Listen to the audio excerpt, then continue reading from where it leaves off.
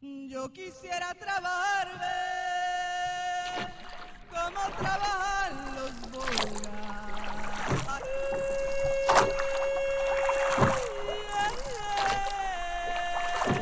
Que con fuerza de mente remar contra corriente. Oh, oh,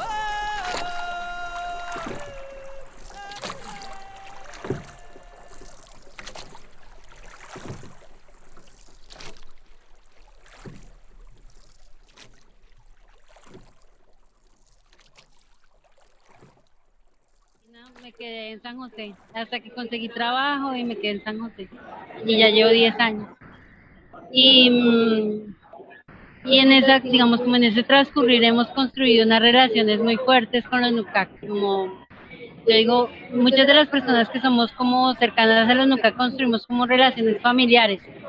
A diferencia de nosotros que la familia es una cosa consanguínea, en el caso de los Nucac la familia es por afinidad y es como que compartimos los mismos líquidos, los mismos alimentos, las mismas penurias, ¿no?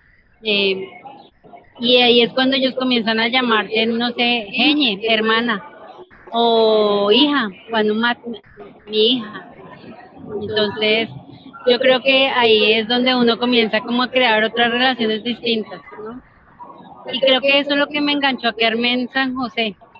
Y me he peleado siempre conseguir así sea algo para trabajar, lo que sea, no importa, para poder vivir ahí con los Nuca, porque pues uno no abandona la familia. Y pues se volvió también como una causa muy importante para mí, de pronto hasta como de una dependencia emocional enorme para mí, porque pues así como tú los viste, yo los veo todos los días los Nuca me llaman, además que ya son todos gomelos y en celular, ¿no? Entonces, me llaman y qué le pasó esto, pasó lo otro, mataron a tal, no sé qué. Entonces, toda esa, todo eso me, digamos como que me hizo quedarme ahí también y conocerlos más, conocerlos en otras facetas. Entonces, como que quería hablar un poco de mi familia. Bueno, yo tengo unas foticos que traje como para amenizar el rato. Súper. Igual ya, que chévere que ya las hayas visto porque porque no hablamos en blanco, digamos, ¿no? Entonces, yo traje una foto que es del espectador del 65. Ese fue el primer contacto de los Nucac con nosotros. Los Nucac son el último pueblo contactado en Colombia, ¿no?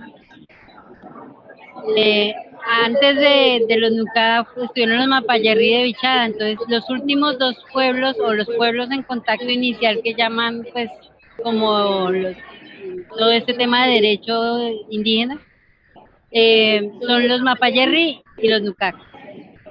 Y los dos pueblos son muy vulnerables. Los dos tienen invasiones en su territorio por cultivos de coca. Un día fuimos a caminar con los que viven en Charras, no sé si sabes, Charras hacia el arco, por el arco, ¿cierto? sí, sobre el río Guaviare. Ajá. Hacia el fondo hay un asentamiento de Nucac, que ellos Sí. no viven dentro del resguardo, sino ellos viven como a 6 horas de ahí. Entonces nosotros fuimos a caminar hasta allá.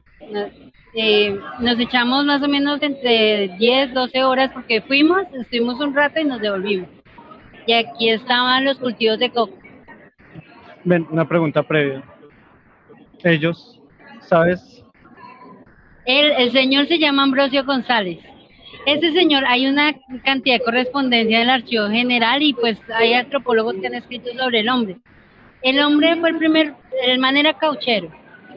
Y entonces el man se fue a Charras, no había nadie, no vivía nadie, digamos, no indígena, ¿sí? Porque claro, pues, obviamente ahí ya hacía muchos años los Nucal, los Icuan y los Hiu pasaban por ahí. Y el hombre comenzó a talar para hacerse una finca. Y parece ser, cuenta Gabriel Cabrera, que ese señor comenzó a talar también plantadoreras, como pipiteras, de los Nuca y los Nuca se pusieron muy bravos y comenzaron a atacar al man. Entonces hay una correspondencia del Ministerio de Gobierno donde cuentan que el man le avisa a la policía van hasta allá los policías y termina en diciembre de 1965 en un altercado entre este señor, la policía y los Nucac, que terminan con por lo menos 2 muertos Nucac y 2 apresados. Hay un abuelo que se llama Ramón Rodríguez, que es Hugh, del pueblo de Hugh.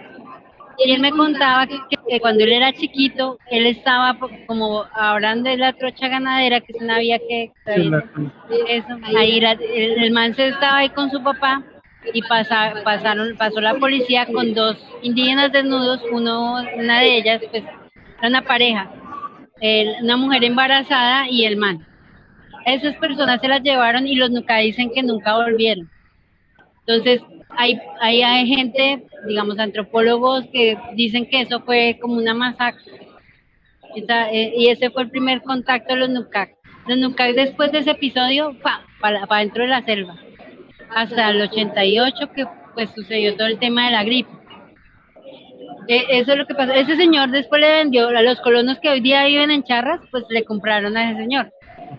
Entonces, ahí eso es como una parte de la memoria. Y tú lees en el periódico del Espectador del 65 y dice como indios salvajes macús salieron y atacaron a un pobre colono, no sé qué, pero sí, la típica como son las narrativa. noticias de ese tipo, sí, horrible. Y bueno, después de eso, en el 88 es el contacto, pero antes, o sea, Charras es la parte occidental del territorio Nucac, ¿no? Sí. Pero la parte oriental es hacia el Guainía. Ahí fue Sofía Müller, luego fueron las nuevas tribus y contactaron a los Nucac más o menos a principios de los 80. Entonces, el primer contacto de esos grupos fue con los misioneros de los grupos de este lado, fue con los colonos. Y eso también ha marcado la historia de esos grupos, ¿no? Muchísimo. Luego ya en el 98 llega el conflicto armado como acá. Pues en realidad llega en el 97, pero se profundiza en el 98 con Caño Jabón y eso, y comienza a correr por el río Guaviare el número de enfrentamientos de paramilitares, ejército y guerrilla, y los Nucac terminan siendo desplazados en el 2005. Los Nucac que vivían al fondo en el 2005, los Nucac que vivían en Charras y eso fueron desplazados en el 2002. Estos de Charras estuvieron viviendo en Barrancón hasta el 2011. Barrancón. Barrancón, sí, en el resguardo. Ok. Y los de abajo, ellos en Agua Bonita, que seguramente los niños que tuviste eran de ese grupo, de la gente de Agua Bonita. Que es lo más próximo. Ellos, yo traía como unas fotitos de situaciones que he vivido de desplazamiento. Este fue Puerto Flores, queda más hacia el río Inírida. Puerto Flores, ese día estábamos pescando con las manos. Eso es una técnica muy bacana. Uno se mete en el agua y comienza a meter las manos en el barro hasta sacar los pescados. Y estábamos ahí cuando llegó alguien y nos dijo, venga Kelly, que la guerrilla está allá en la Maloca. Y nos fuimos, yo y el corazón lo tenía acá, la garganta.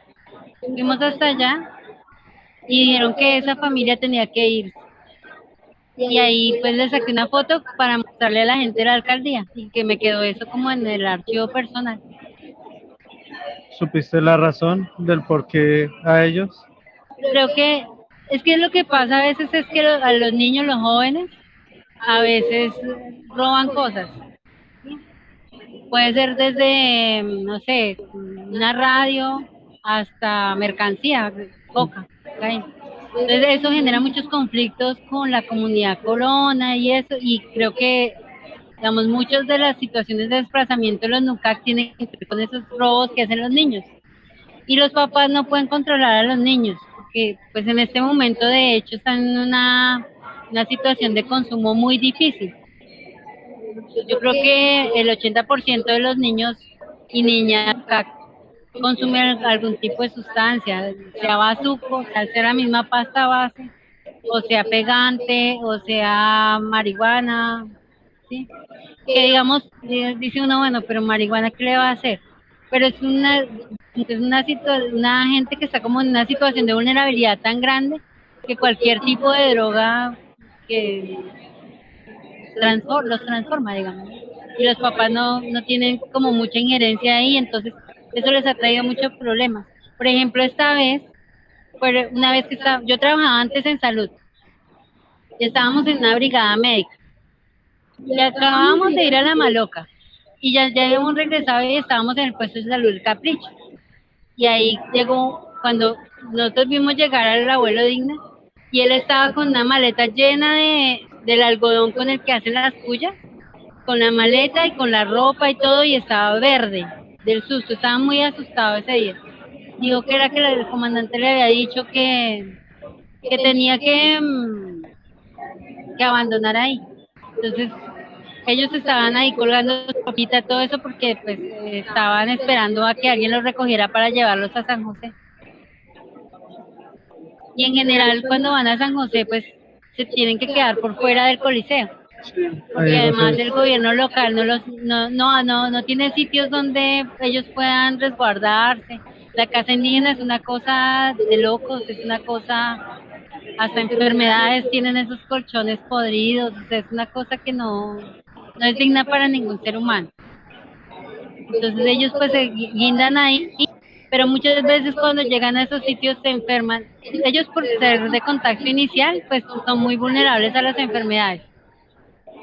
Una gripa que nosotros la tramitamos pues con Distran, descanso, qué sé yo, ellos rápidamente se les convierte en una neumonía y los matan. O sea, la mayoría de las muertes, todos de los abuelos o de los niños, tienen que ver con neumonías. Entonces ahí agarran neumonía, siempre, siempre. Y este año justamente se murió un niño, las condiciones parecidas, ahí en el Coliseo. en el parque, porque ahora se están haciendo en el parque. En el Coliseo no los dejan quedar, les dicen cosas, entonces se están quedando en el parque y aprovechan para poder vender ahí mismo donde se quedan.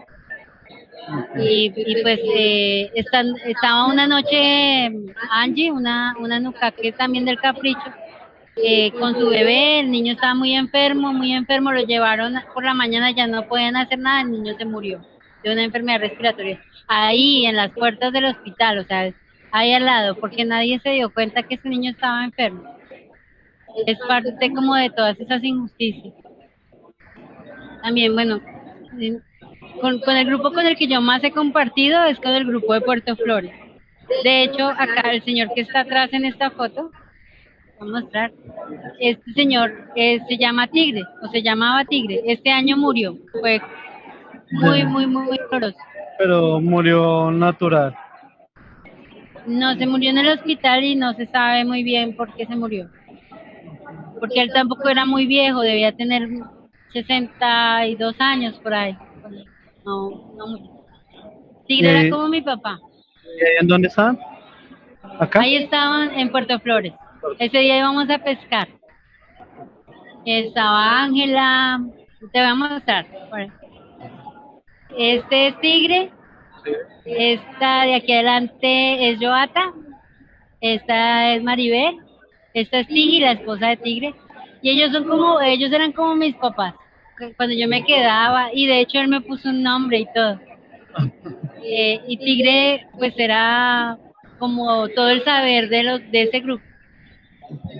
Su muerte fue muy dura, tan dura que el abuelo Gogolli, que vive en Agua Bonita, comenzó a enfermarse mucho y él decía, es que los espíritus de la gente de estos territorios, que él dice que pues, los espíritus que están en Agua Bonita y eso, no es de su gente, no, o sea, no es de los nucas, le decían que tenía que irse al territorio, pero siempre hay una traba para irse al territorio. Siempre el ejército dice que no hay condiciones de seguridad, en fin. Entonces nunca van a poder regresar al territorio, a pesar de que eso quedó en el acuerdo de paz. Eso y pues los abuelos quedan muy pocos abuelos, eso es una cosa, digamos, como muy dura. Ellos, digamos, lo sienten y eso los pone tristes, porque ellos sienten que con ellos se va a acabar como toda una tradición. Sin embargo, hay jóvenes que resisten, muchos jóvenes que resisten. Por ejemplo, Tana. Ellos son de Puerto Flores. Acá ella está haciendo su tuape, que es como la primera menstruación. Entonces, en la primera menstruación, las mamás les enseñan cosas, les enseñan a ser mujeres. Y en esos días solamente pueden tomar juguito de pataba, y porque se limpia el cuerpo, ¿no? Es muy importante. El cuerpo de los nuca está hecho de sustancias. Las sustancias que se pintan, las sustancias que se inhalan, las sustancias que se comen. Y esa es la preparación para ser mujer, pues transformar el cuerpo en el marco del encierro, escuchar la palabra, el consejo. Y es muy importante para hacer nukak. Ellos dicen, los nukak, dicen que ellos se llaman nukak baka, ¿no? Nunca acá. Nukak baka, que es como nukak verdadero. Cuando tú saludas a un nukak, dices memjita, que es, ¿quién es usted? ¿Qué es usted? Y tú dices, Wemjiti, soy yo, soy yo. Entonces, saludar más que decir como hola, ¿cómo estás? Es como reafirmar que existes, ¿no? Que existes y que no eres un espíritu, que eres ese cuerpo. Entonces, eso es muy bacano en los Nuká, porque digamos como que su noción del cuerpo, de la belleza. Le contaba a la anterior compañera que ellos son el único pueblo que yo conozco que tiene un espejo, que hacen espejos, culturalmente, digamos hablando. Y porque su cuerpo es muy importante para sentirse nucar. De las transformaciones que han tenido con todo este tema del desplazamiento, con todo este tema del consumo de drogas, con los conflictos, pues ha tenido también injerencia en sus cuerpos. Y hay cuerpos que resisten como el de Tana, pero hay otros cuerpos que están siendo transformados, ¿no? Y digamos a los abuelos los conflictúa muchísimo. Y pues también quería traer esta foto pues como por su relación con ciertos animales, ¿no? Esta es una águila arpía, pichona. Okay. Ella se llama Yaru, es una abuela y tenía de mascota esa Un águila, nada más. y me parece muy lindo porque, pues, muy lindo, porque para los Nukak, digamos, el animal más importante es la danta, ¿no? Y la danta tiene mascotas. Tiene de mascota al tigre, el jaguar, y el águila arpía, también es mascota de la danta. Entonces, así digamos como son mascotas, pues se tratan como mascotas. Okay. Pero dicen los Nukak que a veces son gente misma, digamos, que está disfrazada. Es gente no humana, digamos, que vive en el bosque, que comparte, o sea, las dantas, los tigres, las águilas, son animales, no son animales, sino son personas que están vestidas de animal y nosotros la vemos como animal, pero en realidad son personas. Por eso no se comen. Por eso pueden ser mascotas. No sé si Bueno. quisieras preguntarme algo. Pues bueno, yo creo que, o sea, iniciaría por eso que cierras, ¿no? Como por el cuerpo y el arraigo, ¿no? Sin duda ha habido unos esfuerzos importantes, como, bueno, por lo menos figurando que hay un territorio y pues bueno, o sea, digo importantes no desde la oficialidad, sino desde quienes propician y como tú hacen el esfuerzo, le ponen la tripa, el alma a, pues a este retorno, sí, este retorno al ser. Entonces, mi preocupación, y tú me dirás cómo funciona, es cómo en este momento está ese arraigo, esa bienvenida, por ejemplo, desde el mundo espiritual, de un pueblo que forzosamente lo ha abandonado. ¿Cómo funcionan sus rituales, por ejemplo, de curación? ¿Cómo van hacia allá? ¿Cómo ellos lo piensan en ese retorno hacia allá? ¿Cómo ellos lo piensan en ese retorno deseado? Pues en realidad el retorno es la garantía de que eso exista.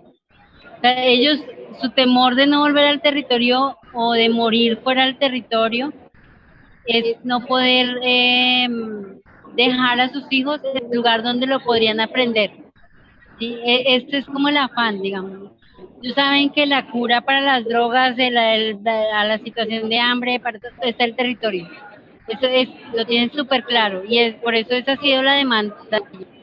Y es muy frustrante cuando uno se encuentra todo el tiempo con la negativa del Estado o con todas estas situaciones del conflicto armado que dificultan ese retorno. El año pasado con este tema del COVID y eso, un grupo, el de Puerto Flores, se regresó al territorio y les ha costado muchísimo porque allá no les llega un promotor de salud, allá no les llegan los alimentos, allá les toca y muchas veces han salido nuevamente porque se enferman, entonces no saben qué hacer. Digo, fue pucha, o sea, esa resistencia, esa necesidad de volver al territorio, digamos, debe haber una apuesta del Estado por sostener eso y muchos hemos llamado la atención como, no, o sea, realmente si quiere atender en salud a los Nucati, hay que atenderlos allá en el territorio para que ellos puedan permanecer. Digamos que el tema de salud, más que cualquier otro tema, es el tema fundamental sobre el que debe trabajar el Estado para poder garantizar esos retornos. Pero digamos como el grupo que está en Agua Bonita particularmente es un grupo que ve muy lejano eso y también eso los desconecta del tema espiritual. Sus abuelos son muy fuertes espiritualmente y yo sé que ellos, digamos, algunos de los abuelos todavía trabajan la medicina y curan con la medicina y están contando historias, ¿no? Están, digamos, como en permanente trabajo ahí como con sus nietos. No hay un olvido, o sea, en ese momento, No, no, es que es, resistencia. Pero la cultura es la reproducción de la producción. Si tú vives de la pesca y tienes una casa al lado del río, tu cultura es anfibia.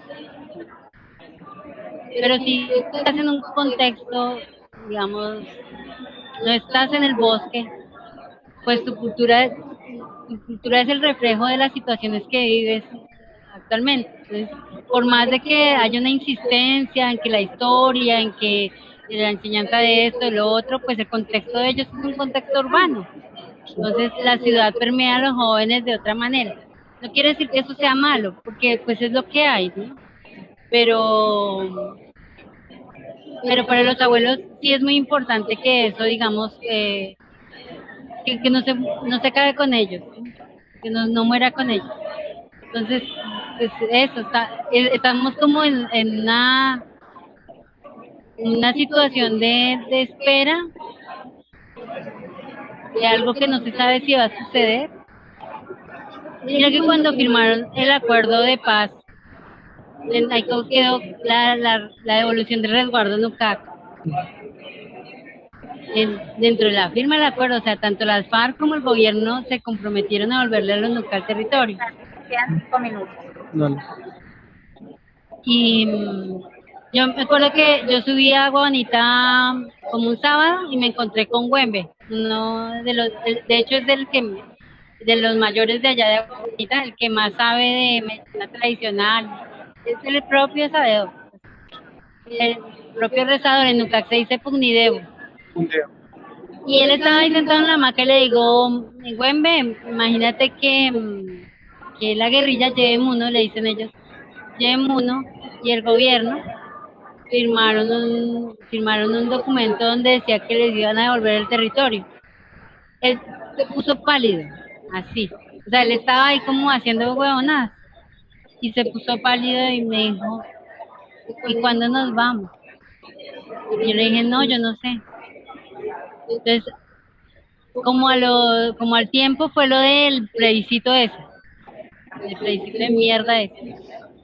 Y entonces pasó el plebiscito y los NUCA estaban como en una reunión con la institución y me llamaron ya como a las 9, 10 de la noche llorando. No, Kelly, o sea que ya no nos van a devolver el territorio. Y a mí eso me dio mucha tristeza. Y pues por más de que quedó ahí,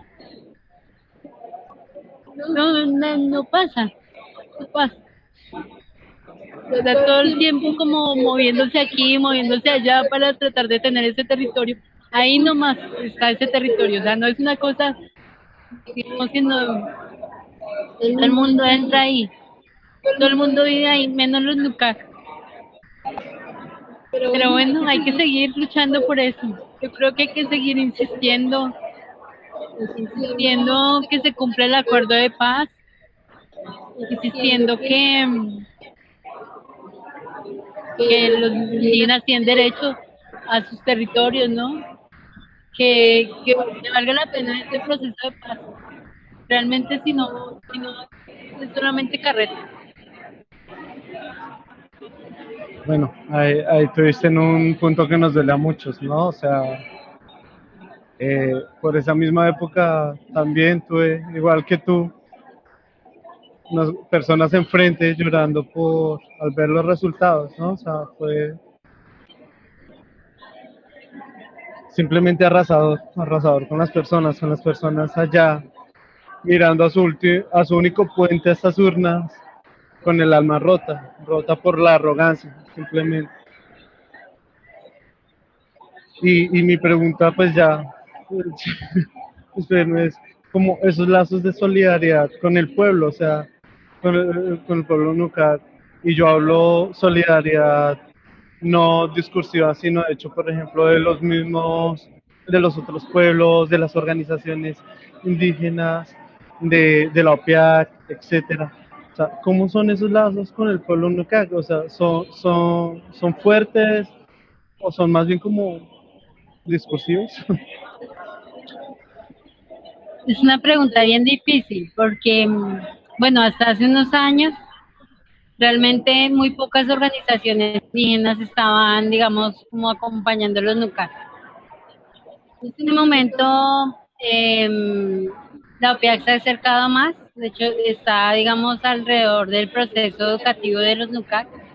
Es un proceso que genera muchas expectativas también porque pues, los Nucar van a ser docentes, o ya lo son de hecho, y se están pensando un proceso, se están pensando va a ser la ortografía de su lengua, se están pensando cosas muy importantes, muy importantes y muy bonitas también. Y la UNIC, más que la UNIC, una corporación que se llama Cubadabra ha estado acompañando el proceso organizativo de los NUCAC. Y eso ha tenido altos y bajos.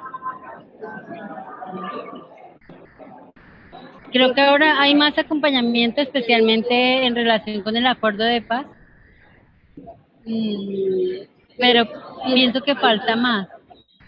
O sea, damos una UNIC parada en esas reuniones de la Comisión Permanente de Concertación diciendo, bueno, ¿qué pasó con la restitución de ese resguardo? ¿Qué pasó con ese resguardo? Digamos, ¿cómo se puede resolver? Y no lo ha hecho. Es muy Entonces, pasivo aún. ha sido muy pasivo. Pues yo creo que es un camino que se está empezando. Yo quisiera trabajar